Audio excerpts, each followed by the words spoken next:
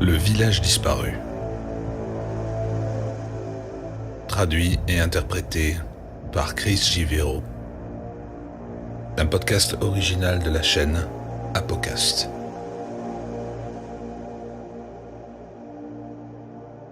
Je m'appelle Elijah Moore.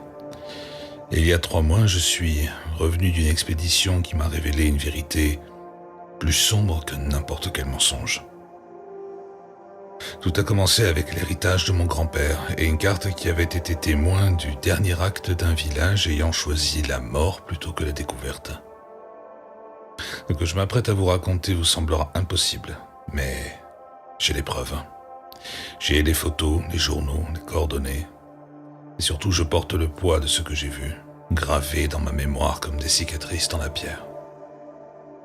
Mon grand-père, le capitaine William Moore, est mort un mardi de février. Une crise cardiaque nous attendait, rapide, comme il l'aurait voulu. Il avait 89 ans et avait passé les 20 dernières années de sa vie obsédé par des cartes qui n'avaient aucun sens. De vieux relevés, des croquis dessinés à la main, des études maritimes datant du 19e siècle. La famille pensait qu'il ne s'agissait que du passe-temps d'un vieux marin, d'une façon de garder l'esprit vif. Mais on avait tort. Nous nous trompions surtout. J'ai hérité de sa collection parce que j'étais le seul de la famille à manifester le moindre intérêt pour la géographie. Je l'enseigne dans un établissement secondaire du Surrey et le week-end, je mène des recherches historiques en indépendant. Ce n'est pas exactement un travail palpitant, mais il paye les factures et nourrit ma curiosité pour l'apparence qu'avait autrefois le monde avant que nous n'en cartographions chaque centimètre avec des satellites. Mon grand-père le savait. Il savait que j'appréciais les savoir-faire des littoraux tracés à la main et la précision des techniques d'arpentage du 19e siècle. Ce qu'il ne m'avait pas dit, en revanche, c'est qu'il traquait des fantômes depuis 20 ans. L'héritage arriva dans 12 cartons, chacun soigneusement étiqueté de son écriture précise. Des cartes maritimes, des collections de boussoles, des sextants, compas à pointe sèche et des dizaines de cartes roulées dans des tubes protecteurs. J'ai passé 3 semaines à tout examiner, cataloguant chaque pièce avec la méthode qu'il m'avait enseignée lorsque j'étais enfant. La majeure partie n'était constituée que de souvenirs navals ordinaires, le genre de choses auxquelles on pouvait s'attendre de la part d'un homme ayant passé 40 ans en mer. Mais enfoui dans le 11e carton, enveloppé dans une toile huilée comme une relique sacrée, se trouvait quelque chose qui changea tout. C'était une carte. Mais une carte comme je n'en avais encore jamais vue. Dessinée à la main sur un parchemin épais, elle était composée de lignes toutes précises et délibérées. Les côtes étaient incontestablement européennes, quelque part dans les régions orientales du continent. Mais les détails de l'intérieur des terres étaient extraordinaires. Les montagnes s'élevaient et s'abaissaient en courbes topographiques parfaites. Les rivières serpentaient dans les vallées avec une précision mathématique et les forêts étaient représentées par de minuscules arbres individuels dessinés à l'encre de Chine. Dans le coin inférieur droit, une élégante inscription portait la signature « Edgar Rennes, 1893 ». Et ce fut l'emplacement marqué à l'encre rouge qui fit trembler mes mains tandis que je tenais la carte. Là, niché dans une vallée entre 2 chaînes de montagnes, se trouvait un nom que j'avais entendu murmurer durant mon enfance. Caligo. Edgar Rennes était un nom qui hantait les récits de mon grand-père. Pendant les repas de famille, lorsque le vin lui avait dédié la langue, il nous parlait du cartographe fou, qui avait été exclu de la Société géographique britannique pour avoir soumis à plusieurs reprises des cartes comportant des lieux qui n'existaient pas. Rennes avait été un brillant géomètre, formé à l'Académie militaire royale et respecté par ses pairs, jusqu'à ce qu'il s'enfonce dans ce que les historiens appelèrent une fantaisie cartographique. Entre 1870 et 1895, il soumit 47 cartes à la Société. Chacune contenait des villes, des vallées, des rivières et des cols de montagne dont aucun autre explorateur ne pouvait confirmer l'existence. Au début, la Société toléra ces excentricités. Les travaux légitimes de Rennes étaient exceptionnels et ses relevés des Highlands écossais ainsi que des vallées galloises étaient considérés comme des chefs-d'œuvre de précision. Mais à mesure que ces lieux fictifs devenaient plus élaborés et qu'ils défendaient leur réalité avec une agressivité croissante, la patience de la société s'épuisa. La goutte d'eau survint en 1896 lorsque Rennes présenta une carte qui prétendait montrer un réseau de vallées jusque-là inconnu dans les Carpates roumaines. Lorsqu'on exigea de lui des preuves, il devint violent, agressa 2 collègues et renversa une table couverte d'instruments. Il fut exclu le jour même et disparu des archives publiques. L'obsession de mon grand-père pour Rennes avait commencé en 1998, lorsqu'il acheta une collection de cartes maritimes lors d'une vente successorale à Portsmouth. Parmi elles se trouvait l'une des cartes rejetées de Rennes, représentant une série de grottes côtières le long du littoral roumain. Par curiosité, mon grand-père l'avait comparée aux cartes de navigation modernes et avait découvert que chaque grotte se trouvait exactement là où Rennes l'avait indiqué, au mètre près. Cette révélation le dévora. Il passa les 20 années suivantes à retrouver toutes les cartes de Rennes qu'il pouvait dénicher, reconstituant peu à peu un motif qui suggérait que le cartographe fou ne l'avait jamais été. La carte que je tenais entre mes mains était le joyau de sa collection. Elle représentait l'intérieur de la Roumanie, avec un niveau de détail impossible, indiquant des vallées qui n'auraient pas dû exister et des rivières absentes de tous les relevés officiels. Mais au centre de tout cela se trouvait Caligo. Le village n'était pas simplement marqué par un point. Il était dessiné comme une agglomération complète, avec ses bâtiments, ses rues et même une église dotée d'un clocher caractéristique. Autour du village, Rennes avait tracé des dizaines de minuscules symboles ressemblant presque à des avertissements. Des croix, des cercles et d'étranges formes géométriques qui semblaient vibrer d'un sens que je ne parvenais pas tout à fait à saisir. Je me souviens de l'instant exact où je décidai d'enquêter davantage. C'était un jeudi soir de mars. Je corrigeais des copies tout en étudiant distraitement la carte étalée sur la table de ma cuisine. Quelque chose dans les couches topographiques autour de Caligo me tracassait. Elle semblait trop précise, trop moderne pour dater de 1893. Sur une impulsion, je photographiai la carte et la chargeai dans mon ordinateur. Puis je la superposai à des images satellites actuelles des Carpates roumaines au moyen d'un logiciel de système d'information géographique auquel j'avais accès par l'intermédiaire de l'université. Ce que je vis me fit lâcher ma tasse de café, qui éclata au sol. L'image satellite montrait des ombres géométriques exactement à l'endroit où Rennes avait dessiné Caligo. De faibles contours rectangulaires qui ne pouvaient être que les fondations de bâtiments partiellement dissimulés par des décennies de croissance forestière. Les lignes topographiques correspondaient parfaitement aux données d'altitude modernes, avec une précision de quelques mètres. Soit Edgar Rennes avait été le géomètre le plus doué de l'histoire, soit il avait connu l'existence d'un lieu qui officiellement n'existait pas. Je passai la semaine suivante à approfondir l'histoire de Rennes en utilisant toutes les bases de données et toutes les archives auxquelles je pouvais accéder. Ce que je découvris brossait le portrait d'un homme qui avait été bien plus qu'un simple cartographe. Documents relatifs au début de sa carrière révélaient des liens avec des sociétés missionnaires, des organisations d'aide aux réfugiés et des réseaux clandestins qui aidaient des minorités persécutées à échapper à l'oppression politique et religieuse. Ces cartes n'étaient pas de simples documents géographiques, c'étaient des guides codés indiquant des refuges, des itinéraires secrets et des communautés sanctuaires dispersées à travers l'Europe. Le schéma devint évident dès que je compris ce que je devais chercher. Les cartes rejetées de Rennes n'étaient pas des fantaisies, c'étaient des lignes de vie. Chaque lieu fictif qu'il avait indiqué était en réalité une référence codée à un endroit réel où des gens pouvaient trouver refuge. La Société géographique britannique ne l'avait pas exclu parce que ces cartes étaient fausses, mais parce qu'elles étaient trop précises. Il révélait un réseau de communautés cachées qui ne survivaient qu'en demeurant absentes des registres officiels. Mais Caligo était différent. Contrairement aux autres lieux signalés par des symboles d'espoir et des images accueillantes, ce village était entouré de signes d'avertissement de Rennes. Les motifs géométriques que j'avais remarqués n'étaient pas décoratifs, c'étaient des marqueurs de danger. Quelque chose s'était produit à Caligo, quelque chose qui avait terrifié même Edgar Rennes, un homme qui avait passé sa vie à aider des gens à disparaître. Pourtant, il avait tout de même indiqué sur sa carte, il avait tout de même préservé son emplacement avec un soin méticuleux. La question qui me hantait était simple. Si Caligo était dangereux, pourquoi Rennes avait-il voulu que quelqu'un le trouve ? Les notes de mon grand-père, dispersées dans ses autres papiers, fournirent la dernière pièce du puzzle.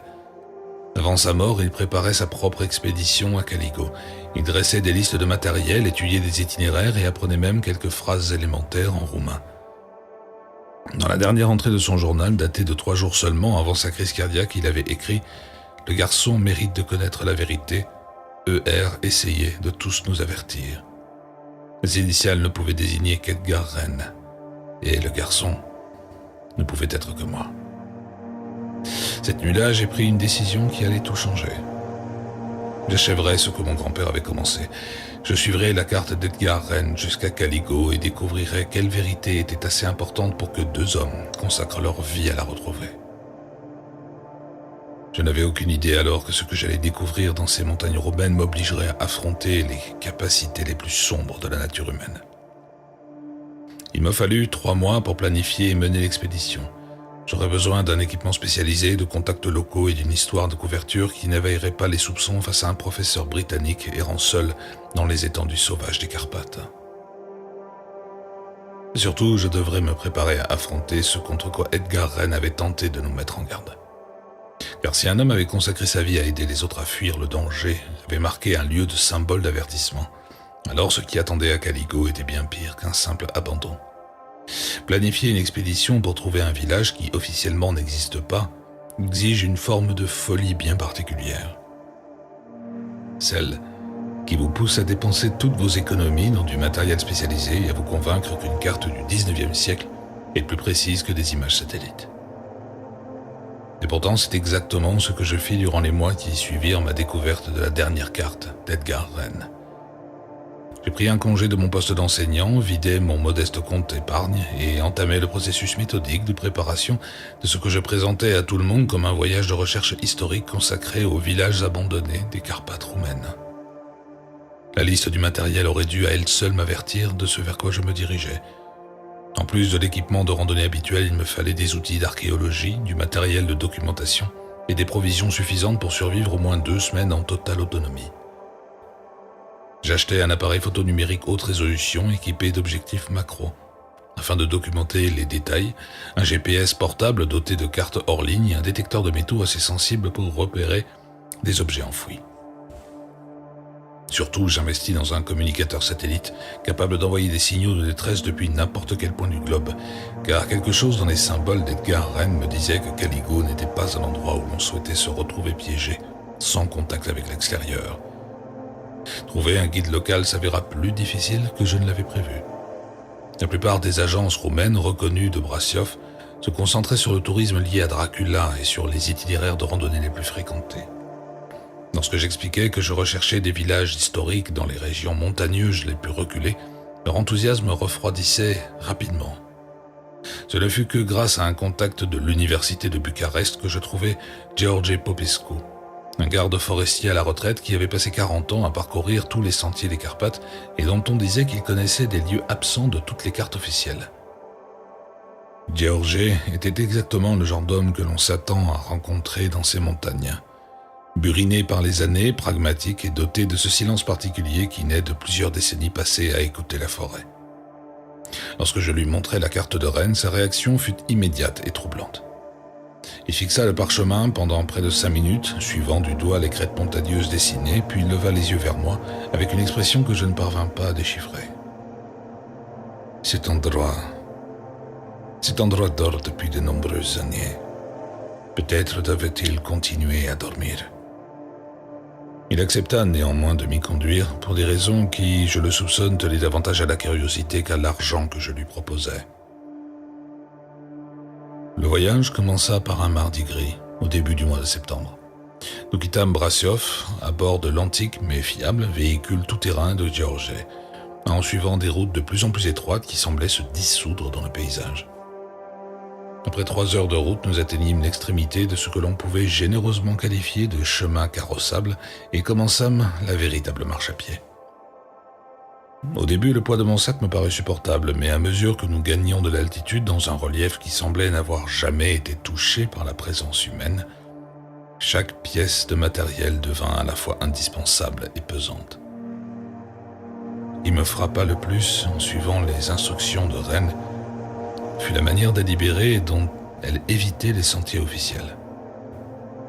Là où les itinéraires modernes suivaient des passages logiques le long des vallées et contournaient les obstacles géographiques, le trajet codé nous conduisait sur des lignes de crête et à travers des portions de forêt exigeant une navigation constante. C'était comme s'il avait conçu le chemin pour qu'il demeure invisible aux voyageurs de passage et ne soit accessible qu'à ceux qui savaient exactement où regarder. George confirma cette impression en m'expliquant que nous suivions d'anciens sentiers de chasse et des pistes de bergers abandonnées depuis des décennies.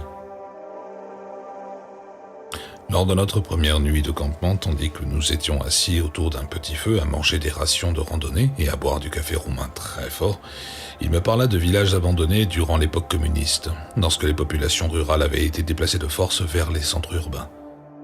Mais il existait d'autres endroits, ajouta-t-il. Des villages plus anciens disparus bien avant les déplacements imposés par le gouvernement. Des lieux dont les habitants des environs préféraient ne pas parler, où la forêt avait repoussé trop vite et où le silence paraissait trop complet. Il y a des endroits dans ces montagnes où les arbres poussent en cercle parfait, comme s'ils évitaient quelque chose d'enfoui sous terre. Des endroits où les animaux ne vont pas et où les oiseaux ne chantent pas. Il désigna mon sac dans lequel le parchemin de Rennes était soigneusement rangé. Votre carte, elle montre l'un de ces lieux. Je suis déjà passé à proximité, mais jamais assez près pour voir ce qui y dort. Le deuxième jour nous entraîna plus profondément dans une nature sauvage qui semblait de plus en plus isolée du monde moderne. Nous gravîmes des forêts de chênes et de hêtres anciens dont les frondaisons étaient si denses qu'en plein midi, on se serait cru au crépuscule. Les coordonnées indiquées sur la carte de Rennes nous conduisaient vers un réseau de vallées absents de tous les relevés contemporains, auxquels on accédait par une série de lacets qui semblaient avoir été taillés par quelqu'un sachant parfaitement dissimuler un chemin à la vue de tous. C'est au cours de cette deuxième journée de marche que je commençais à remarquer des balises. Elles étaient discrètes au début, faciles à prendre pour des formations rocheuses naturelles ou des marques accidentelles sur l'écorce, mais à mesure que nous montions en suivant l'itinéraire tracé avec précision par Rennes, les signes devinrent indéniables. Des pierres empilées selon des motifs particuliers, des arbres marqués de symboles correspondant aux figures géométriques de la carte, et des zones usées sur des parois rocheuses qui ressemblaient à d'antiques indications de sentiers. Quelqu'un avait balisé ce chemin, et ces marques étaient bien plus anciennes que n'importe quel itinéraire de randonnée moderne. L'allure habituellement régulière de George devint plus prudente et je le vis vérifier plus fréquemment le chemin derrière nous. Lorsque je l'interrogeai au sujet de ces marques, il m'expliqua qu'il ne s'agissait pas de balises ordinaires, mais de quelque chose de beaucoup plus ancien. Ce sont des avertissements. Ils préviennent les voyageurs que le chemin qui les attend exige une préparation mentale. Le troisième jour nous amena au bord du réseau de vallées représenté sur la carte de Rennes. Lorsque nous atteignîmes le sommet d'une crête qu'il nous avait fallu 6 heures pour gravir, j'aperçus pour la première fois le terrain qu'Edgar Rennes avait d'une manière ou d'une autre relevé plus d'un siècle auparavant. La vallée s'étendait sous nos yeux comme une cuvette verte entourée de sommets formant un amphithéâtre naturel. Depuis notre point d'observation, je voyais que toute la dépression était remplie d'une forêt vierge épargnée par l'exploitation et l'aménagement. Mais ce qui fit s'emballer mon cœur fut le motif géométrique visible d'en haut, des lignes subtiles mais indéniables dans la canopée, suggérant la présence de structures cachées sous les arbres. George demeura longtemps silencieux tandis que nous observions la vallée à travers nos jumelles. Enfin, il parla d'une voix à peine plus forte qu'un murmure. C'est ici que se cache le village qui s'est endormi. Les anciens des vallées plus basses se souviennent encore des histoires. Ils racontent qu'un jour, il y a très longtemps, les habitants de cet endroit ont décidé qu'ils ne voulaient plus faire partie du monde. Alors ils ont trouvé un moyen de s'en sortir. La descente vers la vallée nous entraîna dans une forêt de plus en plus dense, le long d'un sentier qui semblait serpenter volontairement au cœur de la végétation la plus épaisse. La carte de Rennes représentait ce trajet comme une succession de lacets soigneusement agencés et je commençais à comprendre que le chemin lui-même constituait une autre forme de dissimulation. Quiconque pénétrait accidentellement dans cette vallée se serait perdu dans une forêt apparemment impénétrable, tandis que ceux qui connaissaient l'itinéraire pouvaient atteindre directement leur destination. À mesure que nous approchions du fond de la vallée, la forêt commença à paraître un peu différente. Les arbres poussaient selon des motifs contre nature, créant des couloirs et des clairières qui semblaient conçus plutôt qu'organiques. Le sous-bois était dense mais pas infranchissable, comme s'il avait été soigneusement entretenu afin de dissimuler les lieux tout en permettant à ceux qui connaissent les passages de s'y déplacer. Et le plus troublant était le silence. Aucun chant d'oiseau, aucun insecte, aucun bruissement de petit animal dans les broussailles. La forêt semblait abandonnée non seulement par les êtres humains, mais par la vie elle-même. Puis nous aperçûmes un muret de pierre à peine visible sous des décennies de mousse ou de plantes grimpantes qui couraient parallèlement à notre chemin. En le longeant, nous découvrîmes d'autres structures, des fondations de bâtiments, les restes de ce qui avait peut-être été un puits et le tracé indéniable d'une rue de village enfouie sous le sol forestier. Nous avions trouvé Caligo, exactement là où Edgar Rennes l'avait indiqué sur sa carte impossible. Et ce fut l'église qui nous immobilisa. Elle se dressait au centre du village comme un doigt de pierre pointé vers le ciel. Son clocher était encore intact, malgré des décennies d'abandon. Les portes en bois avaient été condamnées, mais un message gravé profondément dans les planches de chêne fit se signer George et reculer d'un pas. Lorsque je lui demandai de le traduire, il secoua la tête et répondit simplement. Cela dit, l'appel a commencé. Je crois, Monsieur Moore, et nous devrions faire très attention à ce que nous trouverons dans cet endroit. Cette nuit-là, tandis que nous campions à la lisière du village, j'étudiais la carte de Rennes à la lumière d'une lampe torche et remarquais des détails qui m'avaient jusque-là échappé. Les symboles d'avertissement entourant Caligo n'étaient pas des décorations disposées au hasard. Ils constituaient une notation systématique décrivant quelque chose qui s'était produit ici. Les motifs géométriques formaient une sorte de code, et à mesure que je commençais à en déchiffrer le sens, je compris qu'Edgar Rennes n'avait pas simplement découvert ce village. Il avait été témoin de quelque chose qui l'avait suffisamment terrifié pour qu'il passe le reste de sa vie à tenter d'en avertir les autres. Forcer l'entrée d'une église donne, même dans les meilleures circonstances, l'impression de commettre une profanation. Forcer l'entrée d'une église délibérément condamnée depuis des décennies dans un village qui n'existe officiellement pas donne l'impression de franchir un seuil que l'on ne pourra jamais retraverser dans l'autre sens. C'est pourtant exactement ce que je fis lors de mon deuxième matin à Caligo, poussé par un besoin de comprendre devenu plus fort que mon respect pour les lieux sacrés.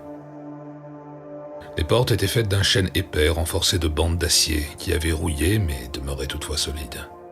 L'inscription roumaine gravée dans le bois semblait vibrer de sens chaque fois que je la regardais. George se tenait à une vingtaine de mètres, fumant cigarette sur cigarette, tandis que je travaillais avec un pied de biche et un marteau provenant de son nécessaire d'archéologie. Certaines portes sont faites pour rester fermées.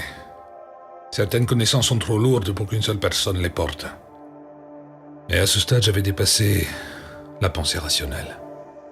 La carte d'Edgar Rennes m'avait conduit ici pour une raison.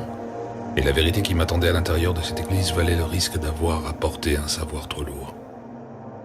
Les portes finirent par céder dans un bruit d'eau brisée et l'odeur qui s'en échappa faillit me faire reculer. Ce n'était pas l'odeur de la mort ou de la décomposition, mais quelque chose de plus étrange.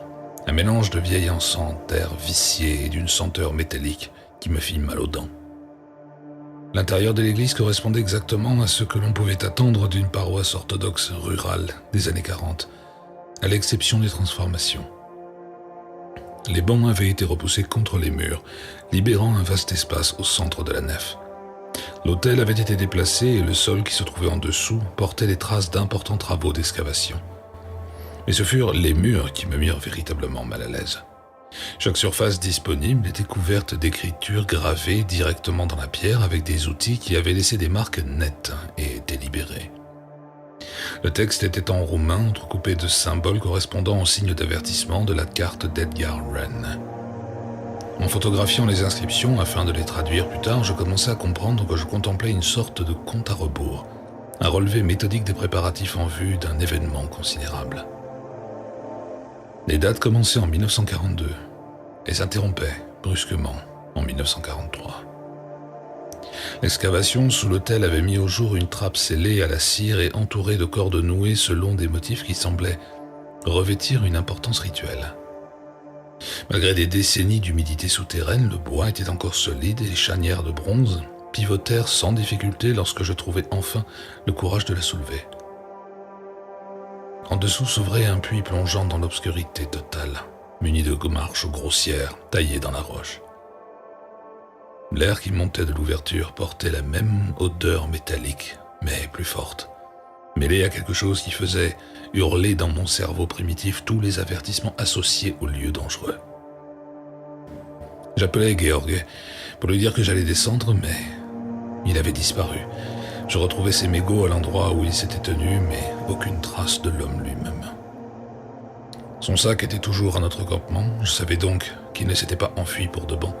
Pourtant, quelque chose dans les portes ouvertes de l'église l'avait poussé à s'éloigner. J'étais seul, face à ce qui m'attendait dans les ténèbres sous l'église de Caligo. Et pour seul compagnon, ma lampe frontale, mon appareil photo, et la certitude grandissante que j'étais sur le point de découvrir quelque chose qui me hanterait jusqu'à la fin de mes jours. La descente fut plus longue que prévu. Les marches de pierre avaient été polies par d'innombrables passages, et le puits s'enfonçait sur ce qui me parut être une trentaine de mètres avant de déboucher sur un couloir horizontal. Les parois étaient constituées de roches naturelles, mais des mains humaines les avaient travaillées afin de créer un réseau de tunnels qui s'étendait bien au-delà de la portée de ma lumière.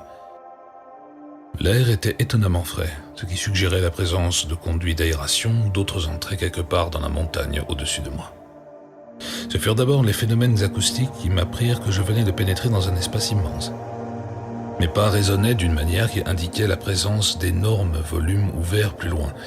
Lorsque je lançai un appel pour tester l'écho, le son me revint de plusieurs directions avec un délai qui révélait des cavernes aux proportions de cathédrales.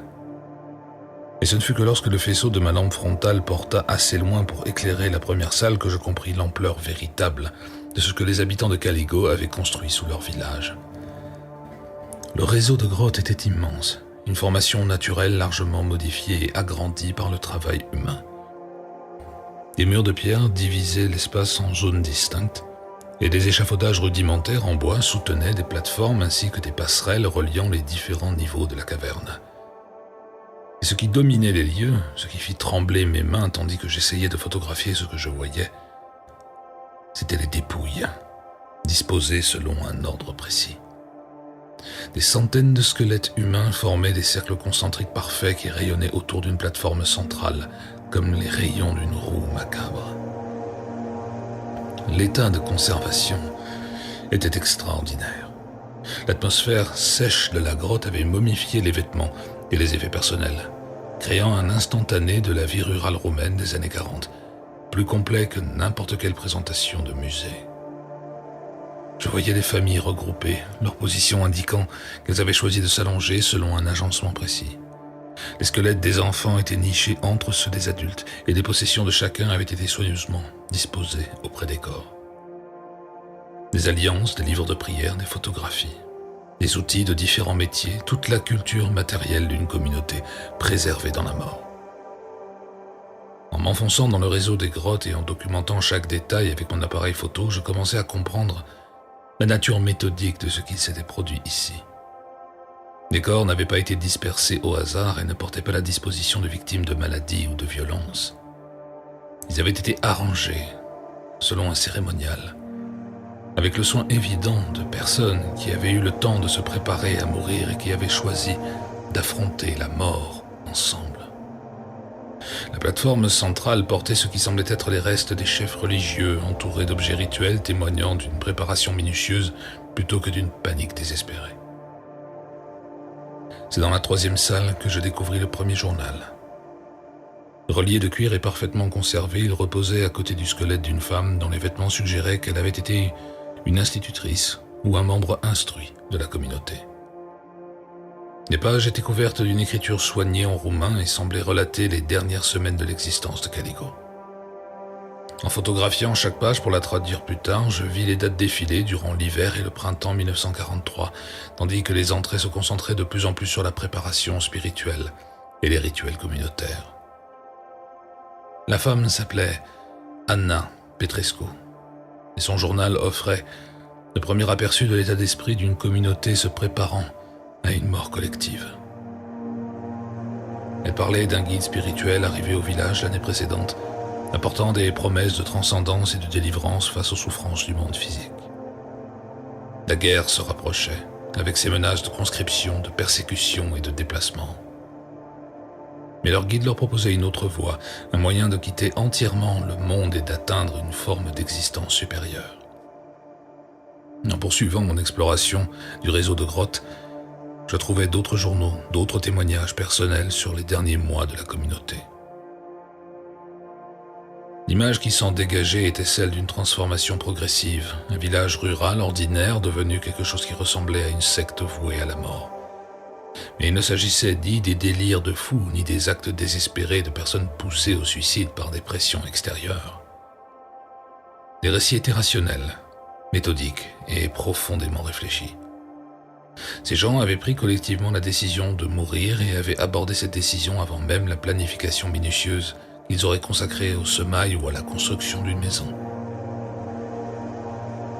Les aspects techniques de leur entreprise étaient aussi dérangeants que ses dimensions spirituelles. Le poison utilisé est une sorte d'extrait végétal provoquant une mort paisible quelques minutes après son ingestion. De moments avaient été soigneusement coordonnés afin que des familles entières puissent mourir ensemble, et la disposition des corps suggérait que les membres les plus robustes de la communauté avaient été aidés à installer les plus faibles avant d'absorber leur propre dose. Ce n'était ni un meurtre de masse, ni même un suicide collectif au sens conventionnel. C'était une transcendance volontaire de masse, exécutée avec une précision religieuse. Mais ce fut la dernière salle qui révéla le véritable architecte de la fin de Caligo. Là, à l'écart des cercles concentriques formés par la communauté, je trouvais des restes de son guide spirituel. Le père Radu Draal reposait sur une plateforme de pierre surélevée, entourée de livres, de documents et d'objets rituels, témoignant d'une préparation considérable et d'une autorité absolue. Son journal épais et détaillé était ouvert à côté de son squelette, comme s'il avait écrit jusqu'à l'instant même de sa mort. Même sans traduction, je voyais que le journal de Draal était différent des autres. Là où les membres de la communauté avaient écrit avec espoir et dans l'attente d'une élévation spirituelle, ces pages étaient remplies de calculs, de tableaux horaires et de ce qui ressemblait à des techniques méthodiques de manipulation. Ce n'était pas le récit d'un véritable croyant guidant son troupeau vers le salut. C'était la documentation d'un prédateur qui avait convaincu une communauté entière de choisir la mort plutôt que la vie. En photographiant les dernières pages du journal de Draal, je trouvais des passages qui me glacèrent le sang, même sans comprendre le texte roumain. Des dates et des heures coordonnées avec des événements extérieurs, des références aux armées en marche et à la nécessité d'achever le rituel avant d'être découvert. Et plus terrifiant encore, des observations détaillées sur la psychologie de la persuasion de masse et la manipulation d'une communauté. Le père, Radu Draal, n'avait pas sauvé ces gens. Il avait mené une expérience de contrôle humain qui s'était achevée par 347 morts. Mais il restait encore une salle. Une dernière révélation qui me permettrait de comprendre pourquoi Edgar Wren avait entouré cet endroit de symboles d'avertissement sur sa carte. Derrière un mur soigneusement construit pour paraître naturel, je découvris un espace qui ne contenait aucun corps, aucun objet rituel et aucune trace de la cérémonie finale de la communauté. À la place, je trouvais des cartes, des documents et un journal rédigé en anglais par un homme qui avait assisté à la transformation de Caligo et tentait désespérément d'en empêcher l'issue. Edgar Wren n'avait pas simplement découvert cet endroit après les faits. Il avait été présent durant les derniers mois, regardant impuissant le père Drahal conduire toute une communauté vers une mort collective. Son journal allait révéler non seulement ce qui s'était produit à Caligo, mais aussi pourquoi il avait passé le reste de sa vie à tenter d'avertir les autres des dangers représentés par les chefs charismatiques promettant une échappatoire à un monde devenu insupportable. Je commençais à comprendre que certaines vérités ne sont pas préservées parce qu'elles apportent du réconfort, mais parce qu'elles servent d'avertissement sur ce dont les êtres humains sont capables lorsque l'espoir et le désespoir se rencontrent dans des proportions dangereuses. Le poids de 347 morts pesait sur moi tandis que je remontais vers la surface, emportant les preuves des capacités les plus sombres de l'humanité et la certitude qu'Edgar Wren avait tenté pendant 50 ans de faire en sorte que quelqu'un finisse par témoigner de ce qui s'était produit dans les grottes sous Caligo. Lire le journal intime d'un homme ayant orchestré la mort de 347 personnes exige une forme de préparation mentale qu'aucune formation universitaire ne peut offrir. Je passais ma 3e nuit dans le réseau des grottes de Caligo, campant à côté des restes du père Radu Drahal, traduisant ses entrées roumaines à l'aide d'un dictionnaire et ressentant une horreur croissante à mesure que chaque page livrait ses révélations. Ce n'étaient pas les divagations confuses d'un fanatique religieux, ni les plans désespérés d'un homme poussé aux extrêmes par les pressions de la guerre. C'était la documentation méthodique d'un prédateur ayant transformé une communauté entière en victime consentante. Le journal de Drahal commençait en novembre 41, lorsqu'il était arrivé pour la première fois à Caligo en prétendant être un prêtre réfugié fuyant des persécutions religieuses dans les régions du sud. Ses premières entrées ressemblaient aux observations ecclésiastiques ordinaires sur la vie d'une paroisse rurale. Difficultés provoquées par des pénuries de guerre, crainte des armées en marche et profond besoin d'un soutien spirituel en ces temps incertains. Même dans ses premières pages, je distinguais l'esprit calculateur de quelqu'un qui étudiait ces sujets au lieu de les accompagner. La transformation commença lentement, de manière si subtile que je soupçonne que même les victimes de Drahal ne comprirent pas ce qui leur arrivait. Les entrées de l'hiver 1942 montraient des observations systématiques sur chaque famille, mentionnant ses vulnérabilités particulières, ses peurs les plus profondes et ses espoirs les plus désespérés.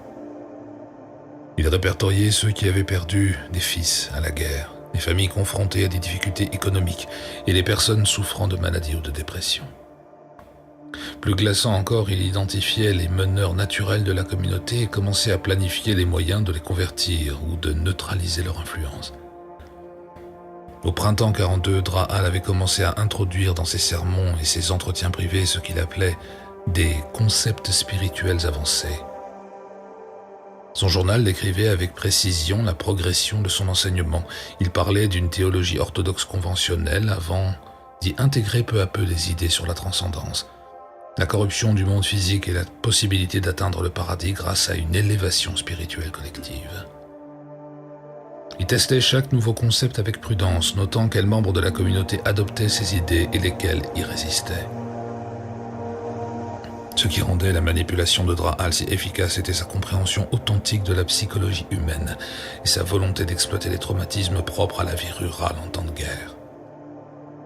Son journal contenait une analyse détaillée de la manière dont la peur, l'isolement et le désespoir économique pouvaient être transformés en une forme de ferveur religieuse.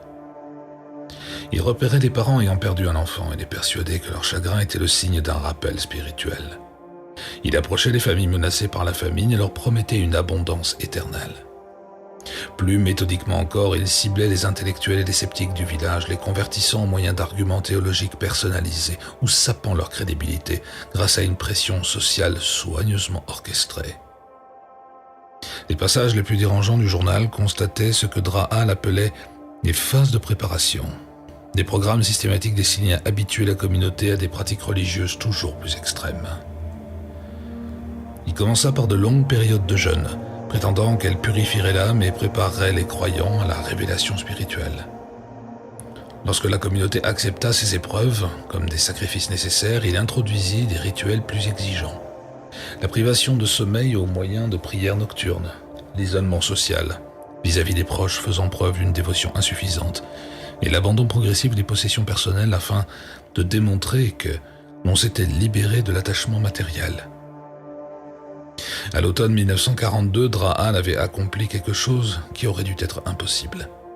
Il avait convaincu toute une communauté que la mort physique était non seulement acceptable, mais même souhaitable. Son journal décrivait la destruction méthodique de toutes les barrières psychologiques et sociales qui auraient pu empêcher ses disciples de choisir le sacrifice collectif. Il avait remplacé leur loyauté familiale par une dévotion envers sa vision spirituelle, leur instinct de survie par un désir de transcendance et leur lien avec le monde extérieur par une dépendance absolue à ses directives. La préparation technique du rituel était aussi méthodique que celle que l'on aurait pu trouver dans un manuel d'opération militaire. Le journal de Drahal contenait des tableaux horaires détaillés, des calculs logistiques sur la quantité de poison nécessaire et une chorégraphie précise du déroulement de la cérémonie. Il avait testé l'extrait végétal sur de petits animaux, notant la dose requise pour provoquer une mort paisible et le temps séparant l'ingestion de la perte de conscience. Il avait prévu la disposition des corps afin de produire le plus fort impact spirituel possible, organiser la conservation de ces documents destinés à attester que la communauté avait participé de son plein gré et même composer des paroles rituelles qui accompagneraient les derniers instants de chaque famille. Mais l'aspect le plus glaçant de la documentation de Drahal était peut-être son absence complète de foi religieuse véritable. Ses notes privées montraient clairement qu'il considérait toute l'opération comme un exercice intellectuel de contrôle social plutôt que comme une mission spirituelle. Il écrivait longuement sur la psychologie de la persuasion de masse, décrivant les techniques les plus efficaces et analysant les erreurs qui auraient pu permettre à certains membres de la communauté de résister à son influence. Ce n'était pas du fanatisme religieux. C'était une expérimentation scientifique menée sur des sujets humains qui ignoraient qu'on les étudiait. Le journal révélait également la motivation de Drahal, qui n'avait rien à voir avec le salut ou la transcendance. C'était un criminel de guerre, un ancien prêtre orthodoxe ayant collaboré avec des organisations fascistes dans le sud de la Roumanie et qui risquait une exécution certaine s'il était capturé par l'avancée des forces soviétiques. Le suicide collectif n'était pas une fuite vers le paradis, c'était le moyen choisi par Drahal pour échapper à la justice tout en conduisant l'expérience ultime de manipulation humaine. Il avait prévu de mourir avec ses disciples, mais seulement après s'être prouvé qu'il pouvait convaincre des centaines de personnes de choisir la mort simplement parce qu'il leur disait que c'était la bonne chose à faire. Mais ce furent les dernières entrées de Drahal qui révélèrent toute la profondeur de sa corruption psychologique. Alors qu'il se préparait à absorber sa propre dose de poison, il n'écrivit ni sur une transcendance spirituelle, ni sur des retrouvailles avec ses disciples au paradis, mais sur la satisfaction intellectuelle que lui procurait la démonstration de ses théories concernant la manipulabilité humaine. Il avait convaincu 347 personnes de choisir la mort plutôt que la vie, et considérait cet accomplissement comme la validation ultime de sa compréhension de la nature humaine. En photographiant ces dernières pages à la lumière de ma lampe frontale, entourée des ossements des victimes de Drahal, je compris pourquoi Edgar Wren s'était senti obligé de marquer cet endroit de symbole d'avertissement. Caligo n'était pas simplement le lieu d'un suicide collectif. C'était la preuve du degré auquel des êtres humains pouvaient être manipulés par quelqu'un qui comprenait leur vulnérabilité psychologique et ne s'imposait aucune limite morale pour les exploiter. La précision technique des méthodes de Drahal, la nature systématique de sa manipulation psychologique et l'absence complète de motivation spirituelle véritable rendaient cette affaire bien plus dangereuse qu'un simple fanatisme religieux. Mais une dernière révélation m'attendait encore dans la salle la plus profonde du réseau de grottes. Un dernier élément qui allait expliquer comment Edgar Wren avait été témoin de ces événements et pourquoi il avait passé le reste de sa vie à tenter d'avertir les autres des dangers précis que représentaient des hommes comme le père Radu Drahal. Le faux prophète avait tenu des archives méticuleuses de ses crimes, mais il n'avait pas été le seul à documenter ce qui s'était produit à Caligo durant ces terribles derniers mois. La salle la plus profonde du réseau se trouvait derrière un mur construit de manière à ressembler à une formation rocheuse naturelle, si soigneusement dissimulée que je faillis ne jamais la remarquer. Ce ne fut qu'en constatant que l'agencement des pierres ne correspondait pas à la structure géologique de la caverne environnante que je compris que quelqu'un avait délibérément caché cette partie des lieux. Le mur avait été bâti avec la même précision que tout le reste à Caligo. Mais contrairement aux salles rituelles où la communauté était morte, cet espace produisait une impression différente. Il ressemblait davantage à un refuge qu'à un tombeau. Percer la fausse paroi exigeait un travail prudent à l'aide de mes outils d'archéologie. Et ce que je découvris derrière elle contredisait tout ce que je croyais avoir compris de la relation entre Edgar Wren et cet endroit. La salle était plus petite que les autres, mais elle avait été aménagée comme une sorte de bureau ou d'atelier. Des cartes couvraient toutes les surfaces. Elles ne représentaient pas seulement la région, mais des lieux répartis dans toute l'Europe. Les documents étaient rangés en piles ordonnées, préservés par le même air sec qui avait momifié les corps dans les salles extérieures. Et assis devant un bureau rudimentaire en bois, comme s'il s'était simplement allongé pour se reposer en plein travail, se trouvaient les restes d'un homme dont les vêtements et les effets personnels permettaient de l'identifier sans le moindre doute. Edgar Wren, lui-même. Le journal de Wren était ouvert à côté de son squelette. Ses dernières pages étaient couvertes d'une écriture de plus en plus désespérée à mesure que les entrées avançaient dans l'hiver et le printemps 1943. Contrairement à la documentation clinique de la manipulation psychologique tenue par le père Draal, le récit de Wren ressemblait au témoignage d'un homme assistant à une catastrophe au ralenti qu'il était incapable d'empêcher. Ses premières entrées décrivaient son arrivée à Caligo en novembre, après qu'il eut entendu parler d'un chef religieux charismatique rassemblant des adeptes dans les religions montagneuses reculées. En traduisant le journal de Wren, je découvris qu'il n'était pas venu à Caligo en simple cartographe, ni même en observateur curieux. Il appartenait à un réseau informel d'universitaires, d'ecclésiastiques et de représentants de l'État qui surveillaient les mouvements religieux dangereux à travers l'Europe. Ces cartes n'indiquaient pas uniquement des itinéraires vers des sanctuaires destinés à de véritables réfugiés. Elles signalaient aussi les lieux où des chefs prédateurs avaient établi des communautés dont l'histoire s'était achevée dans la tragédie. Wren poursuivait le père Draal depuis plus de 2 ans, suivant une piste de villages abandonnés et de disparitions mystérieuses à travers les Balkans. La documentation de Wren sur Draal révélait un comportement récurrent qui rendait la tragédie de Caligo encore plus terrifiante. Ce n'était pas la première communauté détruite par Draal. Au cours de la décennie précédente, il s'était installé dans au moins 6 villages ruraux différents, appliquant chaque fois la même méthode systématique de manipulation psychologique et d'escalade progressive vers une mort collective. Mais contrairement à ses victimes précédentes, les habitants de Caligo avaient été choisis spécialement pour leur isolement, leur vulnérabilité et leur absence de lien avec un monde extérieur qui aurait pu contrarier ses plans. Les premières semaines consignées par Wren à Caligo décrivaient ses tentatives pour comprendre et combattre l'influence de Draal. Il avait essayé d'approcher individuellement certains membres de la communauté, de leur proposer d'autres interprétations de la doctrine religieuse et de mettre au jour des failles logiques de l'enseignement de Draal. Mais Wren comprit rapidement qu'il menait une bataille déjà perdue. Le conditionnement psychologique exercé par Draal avait été si complet que la présentation même de preuves évidentes de manipulation ne faisait que renforcer chez ses disciples la conviction que des influences extérieures mettaient leur foi à l'épreuve. À mesure que l'hiver cédait la place au printemps, les entrées de Wren devenaient de plus en plus frénétiques. Il relatait la prise de conscience progressive que toute la communauté était méthodiquement préparée à un sacrifice collectif. Mais chacune de ces tentatives pour les avertir ou demander de l'aide à l'extérieur se heurtait à leur dévotion absolue envers la vision de Draal. Les autorités locales étaient trop éloignées et trop accaparées par la préoccupation de la guerre pour enquêter sur des signalements d'activités religieuses inhabituelles. La hiérarchie de l'Église orthodoxe rejeta les avertissements de Wren comme les fantasmes paranoïaques d'un homme déjà connu pour ses cartes et ses théories non conventionnelles. Plus tragique encore, son journal révélait qu'il avait tissé de véritables liens avec plusieurs habitants de Caligo durant les mois passés au village.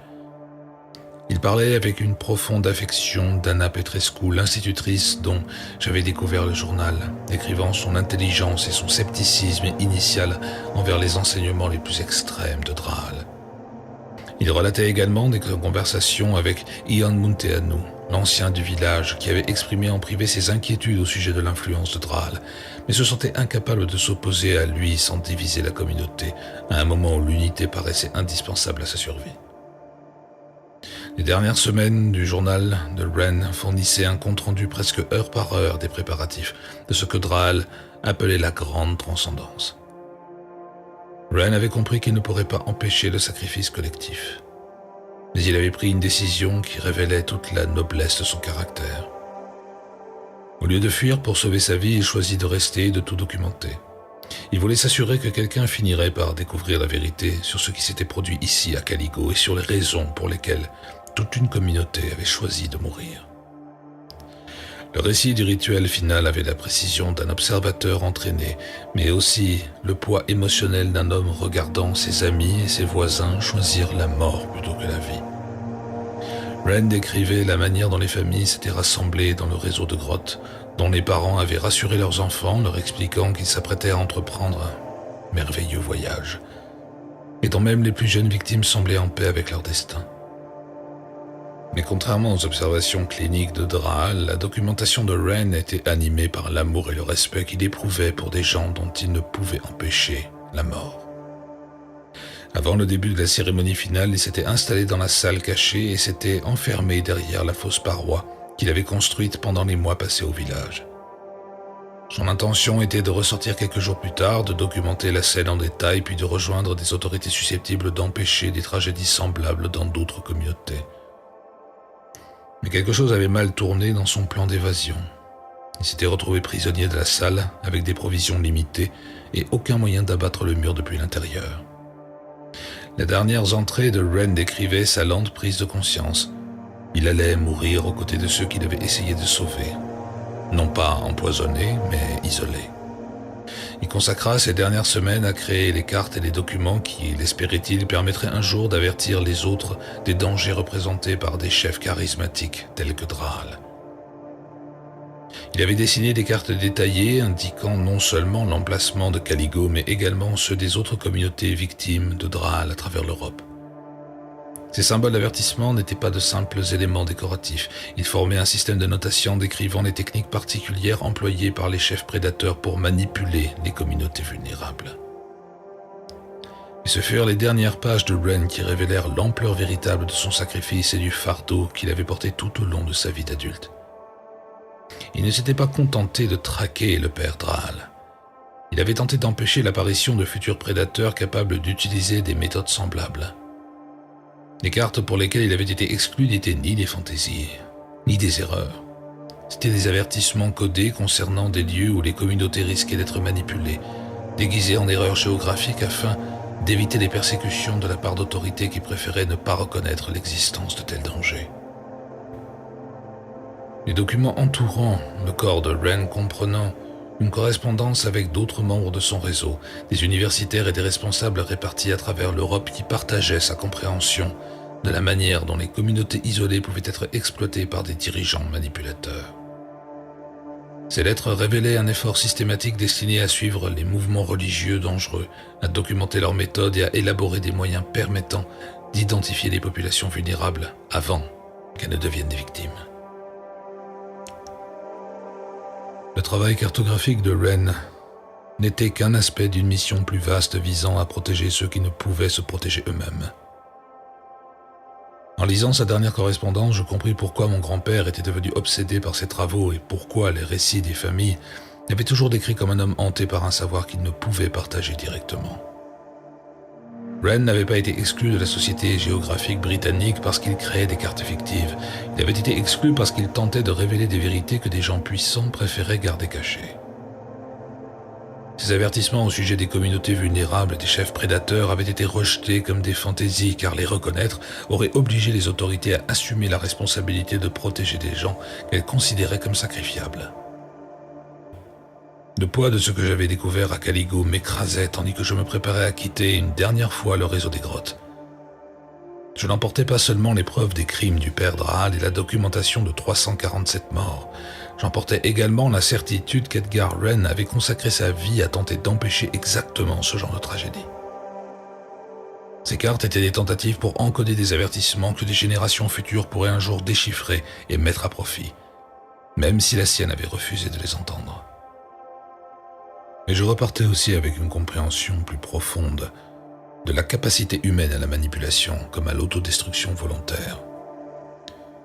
Les habitants de Caligo n'avaient ni été faibles, ni stupides, ni malades. Ils avaient été méthodiquement exploités par quelqu'un qui comprenait leur vulnérabilité psychologique Il ne s'imposait aucune limite morale dans l'usage destructeur qu'ils faisaient de cette compréhension. Leur tragédie était un avertissement sur ce qui peut arriver à n'importe quelle communauté lorsqu'elle devient isolée, désespérée et dépendante d'un chef charismatique en période de crise. Lorsque je sortis des grottes et commençai mon voyage de retour vers la civilisation, je me retrouvais face au même choix qu'Edgar Wren plus d'un siècle auparavant. Je pouvais essayer d'avertir les autres des dangers précis dont j'avais été témoin, tout en sachant que la plupart des gens rejetteraient mon récit comme une fantaisie ou une manifestation de paranoïa. Où je pouvais trouver des moyens d'encoder mes avertissements, dans l'espoir que les générations futures seraient mieux préparées à reconnaître et à empêcher des tragédies semblables. J'ai choisi de raconter cette histoire directement malgré les risques et malgré la certitude que beaucoup d'auditeurs la trouveront impossible à croire. Les habitants de Caligo méritent que l'on se souvienne d'eux non comme des victimes de leur propre faiblesse, mais comme des victimes d'une manipulation systématique menée par un prédateur qui savait exactement comment expliquer leurs peurs les plus profondes et leurs espoirs les plus désespérés.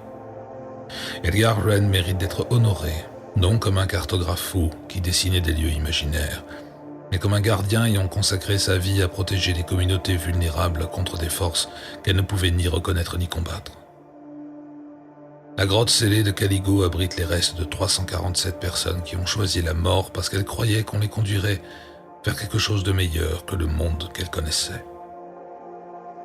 Mais elle abrite également l'héritage d'Edgar Wren, dont les cartes et les avertissements continuent d'offrir une protection à ceux qui sont assez avisés pour comprendre ce qu'ils ont réellement sous les yeux. Certaines vérités sont trop importantes pour rester enterrées. Même lorsque les révéler signifie porter le poids d'un savoir que personne ne devrait avoir à supporter seul.